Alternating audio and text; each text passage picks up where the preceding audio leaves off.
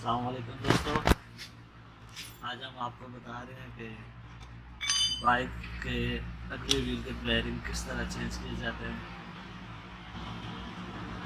सबसे पहले आपको उन टूल्स का पता होना चाहिए जो कि इसके लिए इस्तेमाल किए जाते हैं। 14 नंबर का पाना वो चाबी हो या कोई भी ऐसा स्क्रू है जो आपसे इसका जो बोल्ट है उसे खोल सकते हैं। उसके बाद एक्सल को बाहर निकाल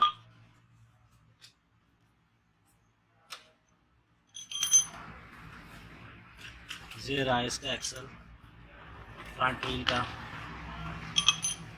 ये रही इसकी ये आगे जिसकी ब्रेक शू प्लेट जिसमें ब्रेक शू फिट होते हैं। ये इसके ब्रेक शू आगे, ये इसके ब्रेक शू आगे और ये इसके अंदर एक बेयरिंग आगे। एक साइड का बेयरिंग होगा, इसमें आप इस तरह इसको घुमा के ये चेक कर सकते हैं। ये इसकी दूसरी साइड का बेयरिंग आगे, आप इसको भी चेक कर सकते हैं आसानी के साथ। इनको निकाल के आप ये चेक कर सकते हैं। ये इसके ऊपर आगे रबड़ की सीलिंग सील जो कैसे कचरा जाने को ठीक है। सील जो एक साइड होती है ताकि इसके अंदर किसी किस्म का कचरा न जा सके। ये सील आप दोनों साइड से देख सकते हैं।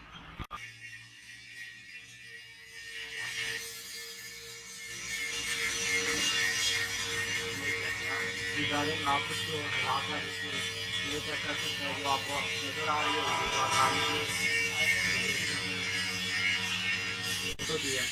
जो कि एक्सल को सीधा इसके अंदर संभाले रखती है। ये आ गया एक्सल। जिस तरह हमने दूसरी तरह इसको निकाला था इसी तरह आप दूसरी साइड का बैलेंस इसमें से निकाल सकते हैं। कोशिश कीजिएगा कि एक्सल के ऊपर आराम से सट लगाई जाए, ज़र्ब लगाई जाए और ड्रम को बचाया जाए। बाज़ औक़ात इसमें जो होता है इसमें बहुत ज़्यादा जंग होने की वजह से, रास्ट होने की वजह से इसको उसे बिल्कुल एकदम से चक मारा होता है।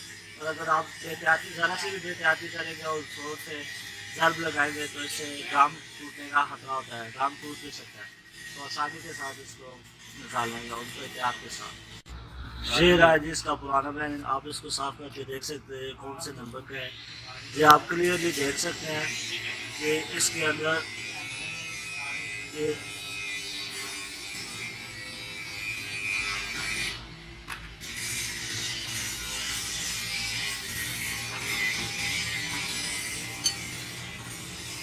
आप देख सकते हैं कि इसके अंदर ये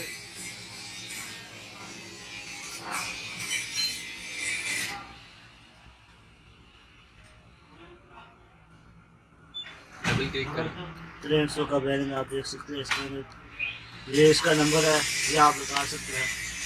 ये इसके दूसरी साइड का पुराना बैरिंग है जो तो पूरी तरह ख़राब हो चुका है। आप देख सकते हैं कि दूसरी साइड सील इसकी उतर चुकी है।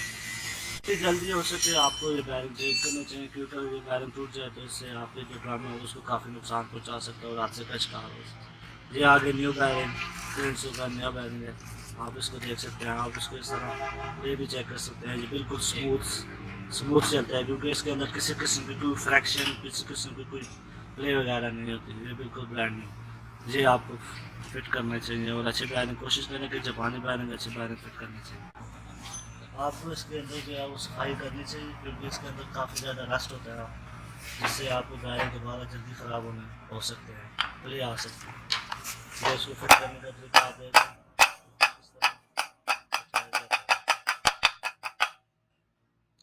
कोशिश की जाए कि इसकी जो ये किनारी है इसके ऊपर ज़र्ब लगाई जाए ताकि ये अगर दरम्यान में लगाएंगे तो इसमें ऑटोमेटिक नई बैरिंग प्ले आ जाएगी, तो जिससे आप बैरिंग दोबारा टूट सकते हैं, खराब हो सकते हैं, चलने में आपको दुश्वारी हो सकती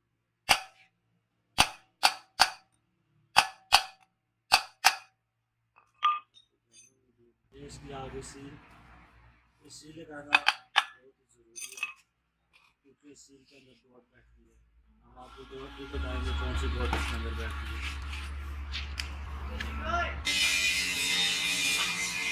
ये उसके अंदर जो बैठने वाली डोर है आप इसके ऊपर हल्की सी ग्रीस भी लगा लें ताकि इसमें जो प्ले आसानी से हो, फ्रैक्शन कम हो जाए। फ्रैक्शन से इसको ग्रीस करें जितनी अच्छी हो सकती है ग्रीस करें। कोशिश करेंगे अच्छी किस्म की मलेशिया की बनी हुई ग्रीस इस्तेमाल की जाए। क्या बाकी तो मलेशिया की ग्रीस बहुत ही अच्छी ग्रीस होती है। मुझे इसके दूसरी साइड का बैरिंग आ जाएगा, हम आपको जो भी बताते हैं इसको फिक्स किया जाता है ऐसी बार हैमर के साथ।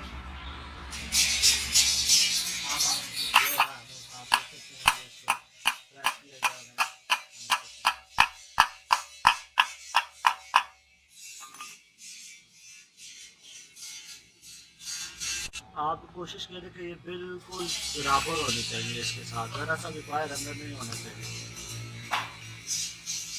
या आप पेचकस की मदद से आप गोल को बिल्कुल सीधा दोनों होल के दरमियान निकाल सकते हैं ताकि जो आप फ्रैक्चर है वो साथ के साथ अंदर जाए। ये सील लगाई है, इसके अंदर एक गोट बैठती है, गोट इधर बैठती है और एक्सरे इसके अंदर आता है। तो इसको फिट करने का भी तरीका बताते हैं।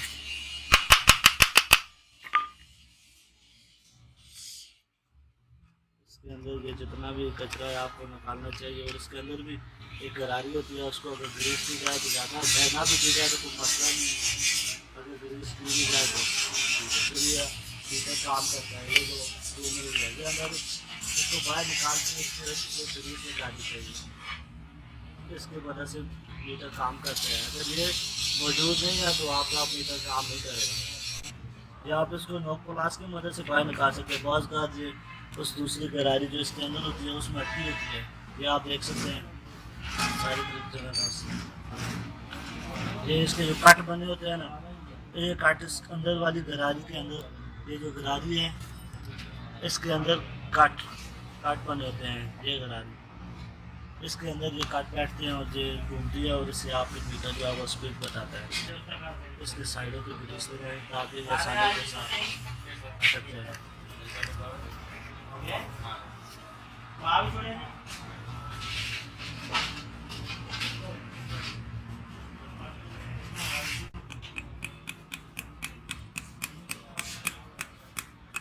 बहुत बात ये तो चलते इसके जो कुंडे होते हैं ये काफ़ी फ्लैट हो जाते हैं, तो इसको आप थोड़ी सी जड़ लगा के इसको थोड़ा सा टेढ़ा करने का तो आसानी के साथ उसके वो बने हुए हैं सुराख उनमें फिट हो जाए। आप देख सकते हैं ये बिल्कुल फिट हो चुकी है। अब ये जो ब्रेक प्लेट है हम इसके ऊपर फिक्स करेंगे आसानी के साथ। दूसरी साइड से हम बोर्ड बिठाएंगे,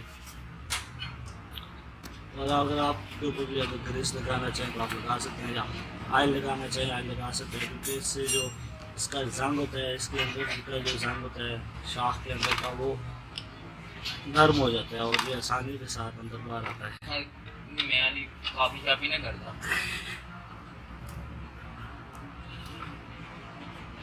ये आप देख सकते हैं कि